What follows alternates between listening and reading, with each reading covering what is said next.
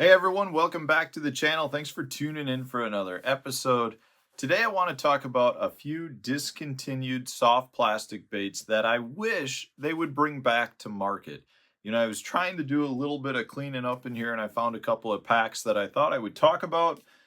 And honestly, these are some of the packs that I have caught a pile of fish on over the years. So if you're lucky enough to come across these somewhere, you might want to think about picking them up. Now, for the most part, these are old enough to the point where you may not find them on the shelves of a tackle shop unless it's a tackle shop that carries a bunch of older product and leaves product on the shelves for a while.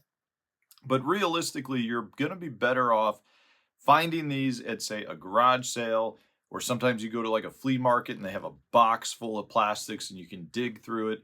That's going to be where you might find these. And I do occasionally come across a pack of these somewhere along the road. So don't think that you won't.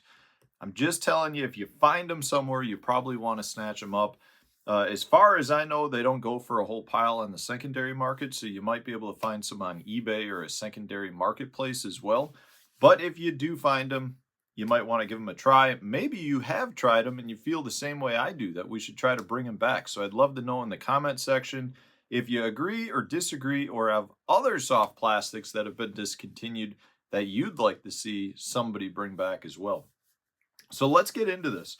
These are in no particular order. These are just ones that I've come across just going through the tackle shelves. The first one we're going to talk about here is this guy. A very lifelike looking soft jerkbait. Does anyone know what this is? That's right. It's the Tru-Tungsten. Right here, it's the Tru-Tungsten Depth Shad. So it's a weighted soft plastic. It's actually got tungsten poured into the bait. And the reason I like these so much is that they do have very good action. They have the same type of profile as a fluke. But when I like them the most is when I've got windier conditions and I've got pretty good waves that are rolling on the surface and I want to fish a fluke, but the fluke rides too high in the waves. This thing is that's when I would pull this out. I would rig it up, and because they have, I don't know how heavy they weigh. They're probably a 1/16 of an ounce in weight. I mean, when you hold this, it's a noticeably heavy plastic. So I would throw this out in those same conditions, but because they are weighted, they would ride kind of below the waves, and I felt like I get a lot better hookup. I've got a pile of these left. I did purchase a whole ton when I found that they were going out of stock, and they're just one of those baits that under certain circumstances, they really do shine, and it has to do with the fact that they've got the weight, some tungsten material, I think it's tungsten powder, poured right into the soft plastic. So to me, that's a whole field of soft plastics that I personally really like. Some weighted soft plastics. There's some other ones that have been made as well that I do enjoy. But if you can find the Tru-Tungsten Depth Shad, this is the 5-inch side. They actually made a couple of different sizes. That's one that I really liked. Another one goes way back to kind of my early years of bass fishing. This is, if you guys are ever familiar with, let me grab the pack. So this is the Team Magic, the Yodo, and there were several different styles of it made. This is kind of one of the first baits that got me into drop shotting. So this is their little minnow style bait. In my opinion, it was kind of one of the first real lifelike looking baits because they came with the eyes poured into them. But this little minnow was a phenomenal bait for drop shotting. Like I said, it got me into drop shotting, but they also, you're probably more familiar with some of the worms. And I don't recall exactly what the name is, but when these came out, they were kind of the deal for a while. So these are, again, this is the really big size, but they were like a drop shot worm that you could come out. So they had all different colors and sizes. They kind of had that hand poured look before a lot of other companies were able to do it. And that's just one of the things that really intrigued me about it. But I have a whole pile of them, different sizes, different shapes. They're extremely soft, so when you do put them on a drop shot, they just flow like an eel, which is what they're meant to look like. But these have been, as far as I know, discontinued for quite some time now.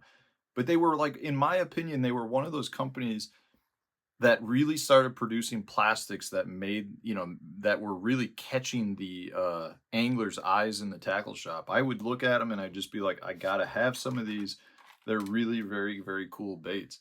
I mean, they had a lot of cool colors, but These are just some. I still do pull these out occasionally. This is the last box of them that I have left. I've got a couple of these little guys left, and I still do use them occasionally, but at this point they've become a little bit more sentimental to me because of the memories I have from being a young angler. But if you can find them, they're the Team Magic Yodo series. Very cool baits. Here's another one, and this is one that you might actually be able to find on the shelves. I think I got one out.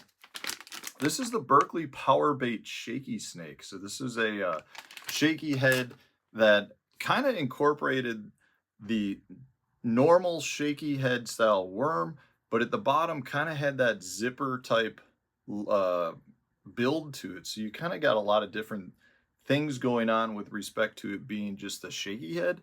But I will tell you that because of the ribbing on the back, in my opinion, this bait has a lot more motion and it's way softer than most traditional shaky heads.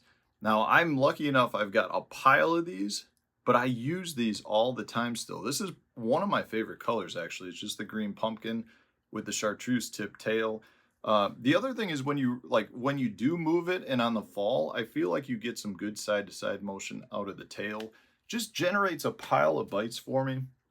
I was really surprised when I heard Berkeley discontinued that a few years ago because of how much success that I was having on it. Now, apparently not everybody was, but it's a bait that I really like. So here's one more that I got for you. This guy right here, again, was one of like the first drop shot worms that I threw. Kind of one of the first hand poured worms that I could get my hands on. These are strokers. I don't know if you guys have heard of these. They're an older bait.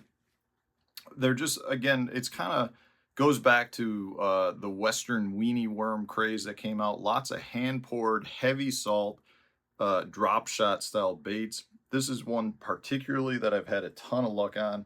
And the funny thing is it's actually got a very similar look to a lot of today's drop shot worms. So it was kind of ahead of the curve because this pack is probably, I'm going to say like 25 years old at this point. Still, the baits still are in great shape, but it's got that flat worm, that kind of the real similar appearance to what I would consider the hottest style drop shot baits going. But this was a bait, I don't even remember how I got my hands on them originally, but I've ordered a pile of these over the years, and they were one of my go-to baits for fishing smallmouth up here in the North Country.